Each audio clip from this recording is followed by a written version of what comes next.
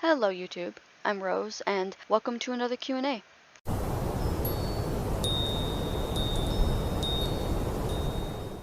I've got a couple more questions than usual this time around, but it's someone other than Inigo, so that's good.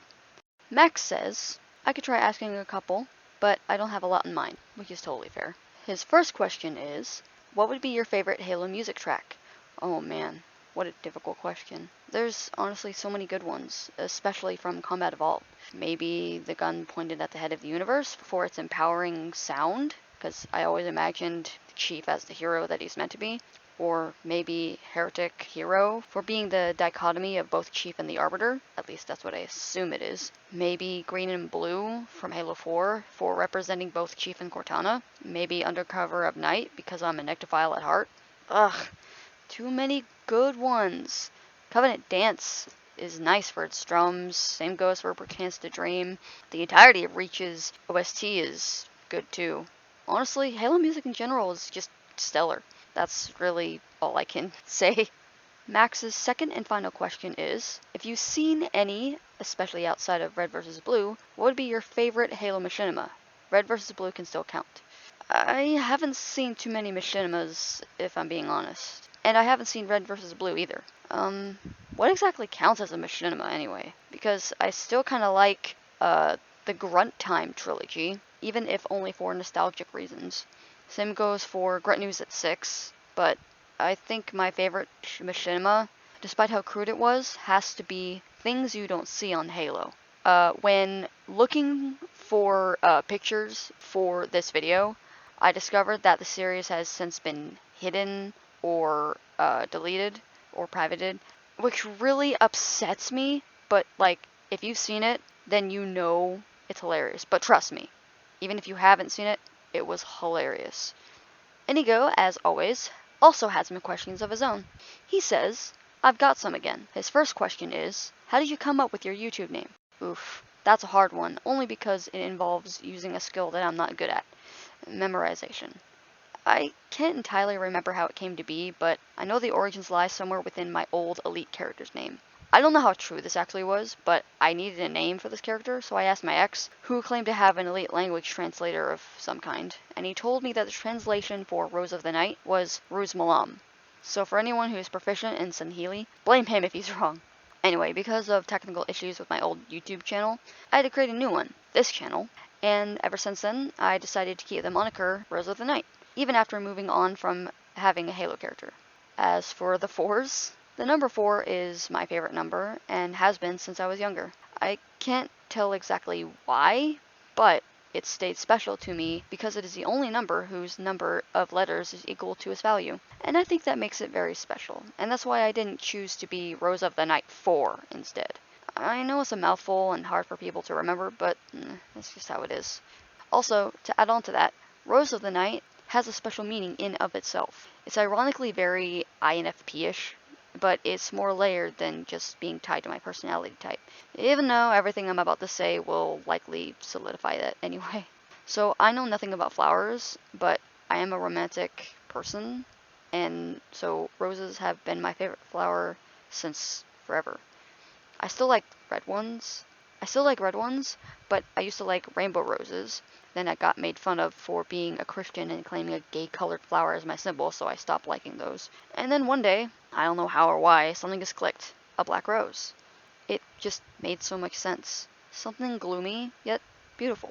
Now, I'm not going to sit here and claim that I'm beautiful like some egotistical person, but that doesn't mean that my insecure self doesn't necessarily dislike the idea of being like that either.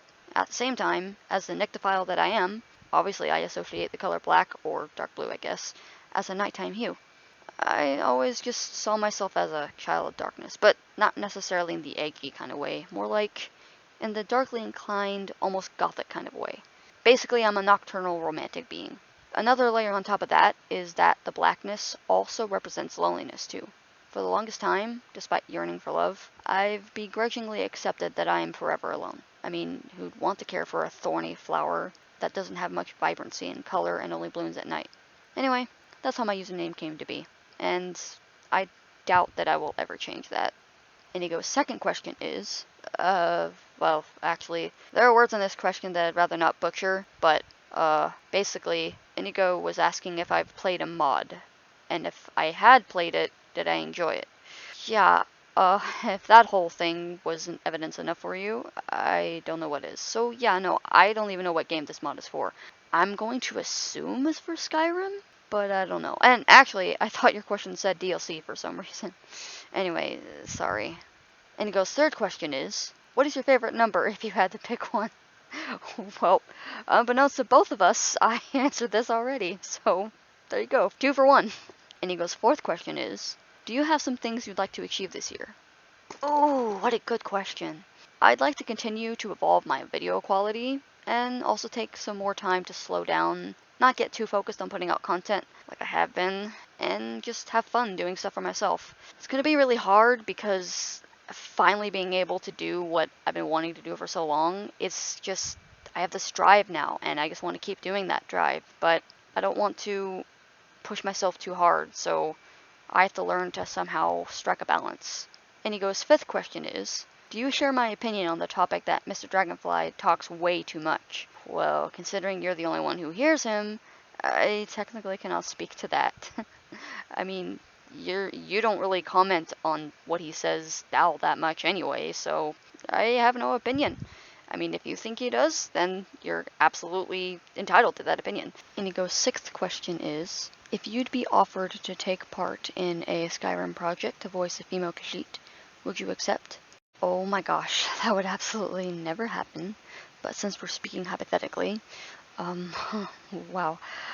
I think it depends on if they paid for voice lessons and what type of character she was, because I don't have any experience in acting, let alone voice acting, and I wouldn't just be the voice of any hxppyhxt. She would have to be one that I could really get into character for.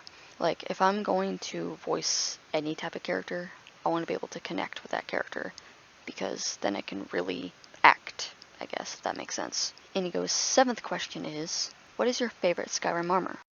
Aw, I'm low-key kinda sad that you asked this question, because anyone who is watching this video right now will be spoiled for future modded Skyrim videos. But I'll answer it anyway. My favorite armor is Stalrim, because it's made of ice, and as a snow leopard hxppyhxt, that's honestly the only armor I could see myself wearing. I've tried glass armor, I've tried Daedric armor, like every other basic Skyrim player, and I also tried Dragonbone armor. But I ultimately settled for Stalrim because it just suited me best. Now, the one thing I didn't like was the Stalrim helmets. And literally none of the helmets in the vanilla game and the DLCs look good in my opinion, except for Dragonbone helmet. But even when I wore that with Stalrim, I realized it looked funny, so I stopped wearing helmets altogether. Plus, the muzzle always poked out because of how I configured my hxppyhxt character. And there was a mod that Stalrimified the dragon helmet. Basically, it had the texture of Stalrim. I'd 100% wear that with the rest of my armor. Inigo's eighth question is, if you had the chance to meet one celebrity, who would that be? Am I allowed to cheat and say that this has already happened for me? Because the only celebrity I'd want to meet, I've already met twice now. But I'd love to meet him a third time. Anyway, his name is Avi Kaplan. He is the former bass vocalist of the a cappella group Pentatonics, and is currently a thriving solo folk musician. I appreciate him dearly, and would love to chat with him one-on-one. That'll never happen, but a person can dream. Inigo's ninth question is, Empire or Stormcloaks, if you had to join one, who would it be?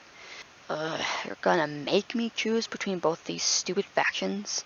How dare you, sir? Well, anyone loyal to Ulfric can be pissed at me if they want to, but I don't care for the Empire any more than you do.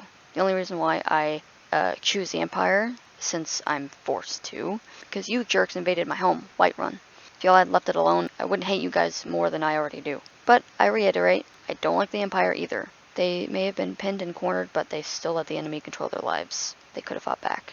But at least they aren't bigoted racists, so... Anyway, this is why I don't like talking about the Skyrim Civil War, because both sides suck.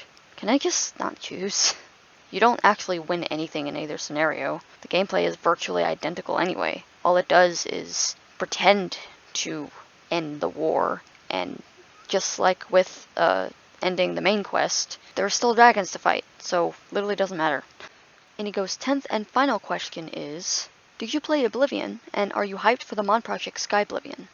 I haven't played Oblivion, but the project itself I have heard of, and it sounds intriguing. I am definitely on board with modernizing older games. It makes my poor vision happy. And that's all for the questions. Whew, that was a lot more questions than I had imagined, but I am more than elated to have answered them. Keep them coming, guys. Thanks again, Max, for taking some of the load off of Inigo, and as always, thank you, Inigo, for asking all of your questions. If you guys have a question for me, please go to the Q&A announcement video for instructions, and I'll be sure to include them in the next Q&A video. Alright, that's all the time I have left. I can't wait to hear from you all. See you next month. Wait, before you click off, please leave a comment, then like and share this video if you enjoyed it. Also, don't forget to subscribe. And turn on notifications. Links to social media and other stuff is in the description. Once again, thank you so much for watching, and until next time, don't forget, emptiness does not conquer dreams. Dreams conquer the emptiness.